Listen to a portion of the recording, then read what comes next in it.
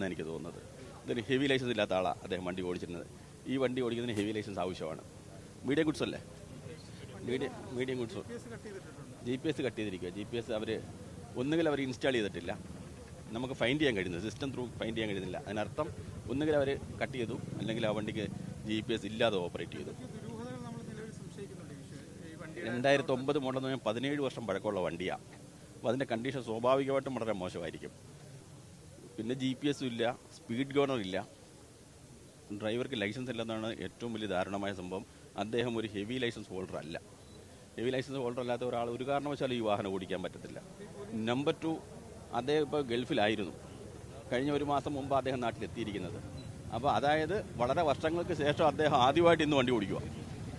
അദ്ദേഹത്തിൻ്റെ വീഴ്ച ഇപ്പോൾ സ്വാഭാവികമായിട്ട് ഒരു കാർ ഓടിക്കുന്ന പോലെ അല്ല. ഒരു ഹെവി ലൈസൻസ് ഓടിക്കുന്ന ഒരു എക്സ്പെർട്ടൈസേഷൻ അദ്ദേഹത്തിൽ ഇല്ലെന്നുള്ളതാണ് ബോധ്യപ്പെടുന്നത്. റിപ്പോർട്ട് ചെയ്യണം. ഈ വണ്ടിയുടെ സർട്ടിഫിക്കറ്റ് ഓഫ് ഫിറ്റ്നസ് ഓൾറെഡി നമ്മളിപ്പോൾ ക്യാൻസൽ ചെയ്ത് കഴിഞ്ഞു. ഇനി അതിൻ്റെ പെർമിറ്റിലേക്ക് കൂടെ നടപടി എടുക്കണമെന്ന് വിചാരിക്കുന്നു.